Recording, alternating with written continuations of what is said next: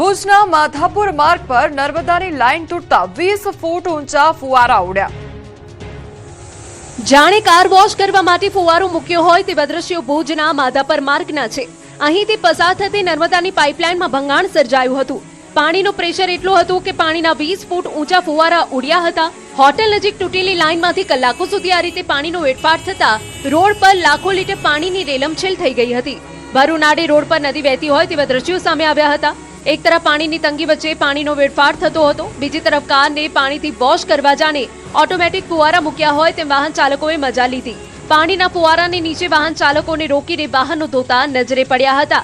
પાણીથી કારને વોશ કરવા માટે રીતસરની લાઈન લાગી હતી।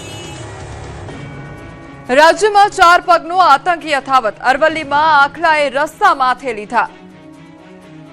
રાજ્યમાં 4 પગનો આતંક યથાવત છે। રસ્તે રસ્તે જાણે યમરાજ ફરી રહ્યા છે। સૌરાષ્ટ્ર હોય કે ઉત્તર ગુજરાત હોય કે મધ્ય ગુજરાત, આખલાએ રસ્તા માથે લીધા છે। દ્રશ્યો અરવલ્લીના મેઘરજ શહેરના છે। અહીં એક જ દિવસમાં 2 અલગ અલગ સ્થળે આખલાઓ વચ્ચે ભયંકર જંગ થતા સ્થાનિકોમાં દહેશત ફેલાઈ ગઈ હતી। રહેણાંક વિસ્તારમાં થયેલા આખલાઓ વચ્ચે યુદ્ધ જેવી સ્થિતિને કારણે લોકોમાં ભારે ભય જોવા મળ્યો હતો। મુખ્ય બજાર માર્ગ પર આખલાઓ બાખડતા રસ્તા પર પાર્ક કરેલી એક બાઇકને પણ નુકસાન સર્જાયું હતું। અવારનવાર થતી ઘટનાને પગલે સ્થાનિકોમાં તંત્ર સામે રોષની લાગણી જોવા મળી રહી છે। લોકોનું કહેવું છે કે કોઈ મોટી દુર્ઘટના સર્જાય તે પહેલા તંત્ર તાત્કાલિક કડક કાર્યવાહી કરે તેવી જરૂર છે। લોકોનો આરોપ છે કે વારંવાર રજૂઆત છતાં સમસ્યાનો કોઈ જ ઉકેલ આવતો નથી। તાજેતરમાં દ્વારકાના ખંભાળિયાનો વિડીયો પણ સામે આવ્યો હતો, જ્યાં આખલાએ તરખાટ મચાવ્યો હતો। ખંભાળિયાના નગરપાલિકા કચેરી સામે જ આખલા યુદ્ધ જામ્યું હતું। ભર બજારે આખલા યુદ્ધથી લોકોમાં અફરાતફરી મચી ગઈ હતી। કિંગ્સ ઓફ સાળંગપુરની મૂર્તિ પર કોપીરાઇટનો મુદ્દો વધુ ગરમાયો। સાધુ સંતો અને બ્રહ્મ સમાજે નોંધાવ્યો વિરોધ। બોટાદના સાળંગપુર ધામમાં સ્થાપિત કિંગ્સ ઓફ સાળંગપુરની મૂર્તિનો વિવાદ વધુ ઉગ્ર બન્યો છે। આ મુદ્દે હવે સાધુ સંતો અને બ્રહ્મ સમાજ મેદાને આવ્યા છે। કોપીરાઇટ મુદ્દે મહામંડલેશ્વર અખિલેશ્વર દાસજી મહારાજે કહ્યું કે ભગવાન સૌના હોય, કોઈ સંપ્રદાયના નહીં। તો બીજી તરફ બ્રહ્મ સમાજે પણ આરોપ લગાવ્યો કે કોપીરાઇટથી કરોડો હિન્દુઓની લાગણી દુભાઈ છે। સાથે ચીમકી ઉચ્ચારી છે કે આ મુદ્દે આગામી સમયમાં તેઓ વધુ ઉગ્ર વિરોધ પ્રદર્શિત કરશે। બ્રાહ્મણ ઓર્ગેનાઇઝેશનના ચેરમેન હેમાંગ રાવલે પણ કહ્યું કે ભગવાન પર ભક્તોનો અધિકાર છે, કોઈ ટ્રસ્ટનો એકાધિકાર નથી। મહત્વનું છે કે સાળંગપુર સ્વામિનારાયણ ટ્રસ્ટે કિંગ્સ ઓફ સાળંગપુર માટે કોપીરાઇટ પ્રમાણપત્ર મેળવ્યું છે, જે બાદ વિરોધનો વંટોળ ફૂંકાયો છે। આગામી સમયમાં વિરોધની આગ વધુ ફેલાય તેવી પણ શક્યતા છે। મોંઘવારી મુદ્દે કોંગ્રેસ મેદાને, ભરૂચમાં લારી પર એક્ટિવા લઈને નોંધાવ્યો વિરોધ। વધી રહેલી મોંઘવારી મુદ્દે કોંગ્રેસ દેશમાં ઠેર ઠેર વિરોધ પ્રદર્શન કરી રહી છે। રાજ્યમાં પણ અલગ અલગ જિલ્લામાં કોંગ્રેસના નેતાઓ અને કાર્યકર્તા રસ્તા પર ઉતરી રહ્યા છે। પેટ્રોલ ડીઝલના ભાવ સહિત જીવન જરૂરિયાતની વસ્તુઓ અને નીટ પેપર લીક કૌભાંડ મુદ્દે કોંગ્રેસ સવાલ ઉઠાવી રહી છે।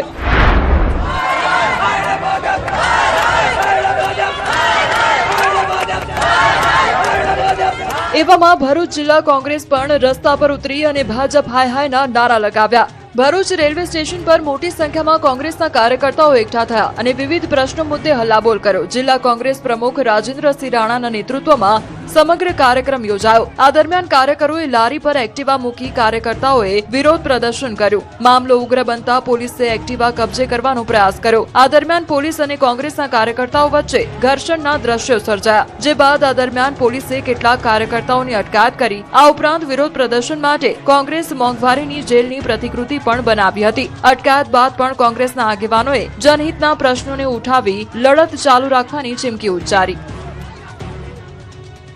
રાજકોટ વાસીને 2 વર્ષથી પડતી હાલાકીનો અંત, કરોડોના ખર્ચે બનેલો સાંઢિયા પુલ ખુલ્લો મુકાયો।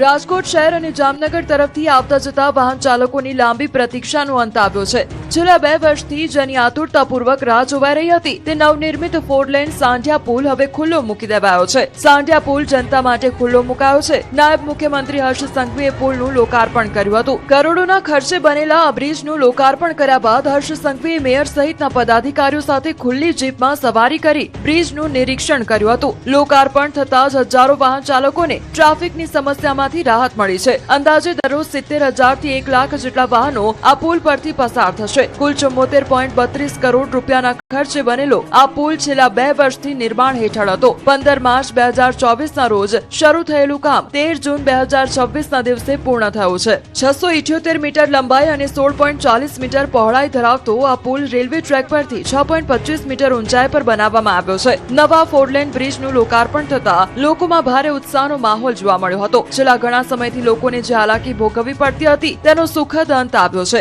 સિવિલ હોસ્પિટલથી માધાપર ચોકડી તરફ જતા વાહન ચાલકોને આ બ્રિજનો મોટો લાભ મળશે। રાજકોટમાં નાયબ મુખ્યમંત્રીએ ખોડલધામ ચેરમેન નરેશ પટેલ સાથે બંધ બારણે કરી બેઠક। જ્યારે નાયબ મુખ્યમંત્રી હર્ષ સંઘવી સાંઢિયા પુલનું લોકાર્પણ કરી સીધા ખોડલધામના ચેરમેન નરેશ પટેલને મળવા પહોંચતા રાજકોટનું રાજકારણ ગરમાયું હતું। 2027 વિધાનસભાની ચૂંટણી પહેલા રાજકોટના નાયબ મુખ્યમંત્રી હર્ષ સંઘવી અને ખોડલધામના ચેરમેન નરેશ પટેલ વચ્ચે થયેલી મુલાકાતે ગુજરાતના રાજકીય વર્તુળોમાં નવી ચર્ચાઓને જન્મ આપ્યો છે। નવા બ્રિજનું લોકાર્પણ કર્યા બાદ રાજકોટના સ્થાનિક ધારાસભ્ય સાંસદો સાથે હર્ષ સંઘવી નરેશ પટેલના નિવાસસ્થાને પહોંચ્યા હતા। તેમના ઘરે બંધ બારણે બંને નેતાઓ વચ્ચે લગભગ અડધો કલાકથી વધુ સમય સુધી ગુફ્તગુ થઈ હતી। બેઠકમાં ધારાસભ્ય રમેશ ચિલાડા, સાંસદ રામ મોકરિયા સહિતના નેતાઓ હાજર રહ્યા હતા। ત્યારે બંને દિગ્ગજોની મુલાકાતને લઈને અનેક પ્રકારની અટકળો ચાલી રહી છે। જો કે ધારાસભ્ય રમેશ ચિલાડાએ આ મુલાકાતને માત્ર શુભેચ્છા મુલાકાત ગણાવી છે, તો ખોડલધામના ચેરમેન નરેશ પટેલે પણ માત્ર સામાજિક ચર્ચાઓ થઈ હોવાનો દાવો કરી તમામ અટકળો પર પૂર્ણવિરામ મૂકી દીધું છે। માનનીય ઉપ મુખ્યમંત્રી શ્રી આજે શુભેચ્છા મુલાકાતે મારી ઘરે આવ્યા હતા। બિલકુલ સામાજિક ચર્ચાઓ થઈ, ચા પાણી પીને છૂટા પડ્યા છે। આનાથી વિશેષ કોઈ વાત નથી થઈ। પરંતુ મુલાકાત બાદ રાજકીય ગલિયારાઓમાં વિવિધ ચર્ચાઓ કેમ તેજ બની તેની વાત કરીએ તો તાજેતરમાં નરેશ પટેલે ખોડલધામની જવાબદારીઓમાંથી નિવૃત્તિ લેવાની જાહેરાત કરી હોવાને કારણે આ મુલાકાત વધુ મહત્વપૂર્ણ માનવામાં આવી રહી છે। રાજકીય વિશ્લેષકોનું માનવું છે કે 2027ની ચૂંટણી પહેલા રાજ્યમાં નવા રાજકીય સમીકરણો રચાઈ શકે છે। તાલાલાના ધારાસભ્ય ભગવાન બારડનું છલકાયું દર્દ, રાજનીતિ છોડી દેવાની વાત કરી નામ લીધા વગર વિરોધીઓ પર કર્યા પ્રહાર। પ્રજા પ્રેમ આપે ત્યાં આગળ રાજનીતિ કરવી છે ભલા માણાના એ બેઠેલી પ્રજામાંથી કાલે 50% એમ કહે ને કે તમારે રાજનીતિ છોડી દેવાની, એક સેકન્ડમાં છોડીને ઘરે આવતા। ગીર સોમનાથના તાલાલાના ધારાસભ્ય ભગવાન બારડે મંચ પરથી રાજનીતિ છોડી દેવાની વાત કરી, સાથે જ દાવો કર્યો કે તેમના વિકાસના કામ અટકાવી દેવાય છે। વેરાવળના બાદલપરા ગામમાં પ્રધાનમંત્રી નરેન્દ્ર મોદી સરકારના 12 વર્ષ પૂર્ણ થવા નિમિત્તે બ્લડ ડોનેશન કેમ્પનું આયોજન કરાયું હતું। આ દરમિયાન ભાજપના રાજ્યસભાના ઉમેદવાર માનસિંહ પરમારનું સન્માન સમારોહ પણ યોજાયો, જેમાં ભગવાન બારડની વેદના છલકાઈ હતી। તેમણે હાજર લોકોને સંબોધતા કહ્યું હતું કે અહીં બેસેલા લોકોમાંથી 50% લોકો કહી દે કે રાજનીતિ છોડી દો તો એક જ સેકન્ડમાં રાજનીતિ છોડી દઈશ। તેમણે નામ લીધા વગર પ્રહારો કર્યા કે હું રાજકારણ નથી કરતો, રાજનીતિ કરું છું, પ્રજાને ગમે તેવું કરું છું, એટલે કેટલાક લોકોને ગમતું નથી। તેમણે આરોપ લગાવ્યો કે પાણી, ડેમ, રોડના કામ ભગા બારડ લઈ આવે છે, તેમાં અડચણ ઊભી કરવામાં આવે છે। ભગા બારડના આ નિવેદનથી પણ રાજકીય માહોલ ગરમાયો છે। ચર્ચા એવી થઈ રહી છે કે પક્ષના વ્યક્તિ પર જ ભગા બારડે રોષ ઠાલવ્યો હતો। જો કે સાથે જ સવાલો પણ ઉઠ્યા છે કે પક્ષનો એ કોણ વ્યક્તિ હોઈ શકે જે ભગા બારડના અને આખરે તો જનતાના જ કામ અટકાવે છે। ગોવિંદભાઈ ખોટામાં મોટું કઈ વિસ્તાર માટે કામ લઈ આવું તો કે કરવા નથી દેવાનું, કાં તો કે ભગાભાઈ બારડ લઈ આવ્યો છે, ભાઈ પાણીનું હોય, એ ડેમનું હોય, સારા રસ્તાનું હોય। ગોંડલમાં વિઠ્ઠલભાઈ રાદડિયા જૂથ સેવા સહકારી મંડળીની 54મી વાર્ષિક સામાન્ય સભા મળી। રાજકોટના ગોંડલમાં સરદાર વલ્લભભાઈ રોડ પર કૈલાશબાગ સામે આવેલી પટેલવાડી ખાતે વિઠ્ઠલભાઈ રાદડિયા જૂથ સેવા સહકારી મંડળીની 54મી વાર્ષિક સામાન્ય સભા મળી હતી। કાર્યક્રમમાં મુખ્ય અતિથિ તરીકે અલ્પેશ કથિરિયાએ ખાસ હાજરી આપી હતી।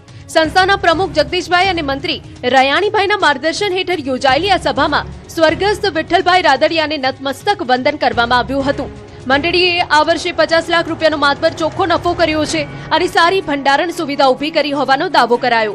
સાથે સહકારી ક્ષેત્રને વધુ મજબૂત બનાવવા, ખેડૂતો અને મહિલાઓને આર્થિક રીતે સશક્ત બનાવવા તેમજ વિકસિત ભારત 2047ના સપનાને સાકાર કરવા સહકારી માળખાની ભૂમિકા અંગે વિસ્તૃત ચર્ચા કરવામાં આવી।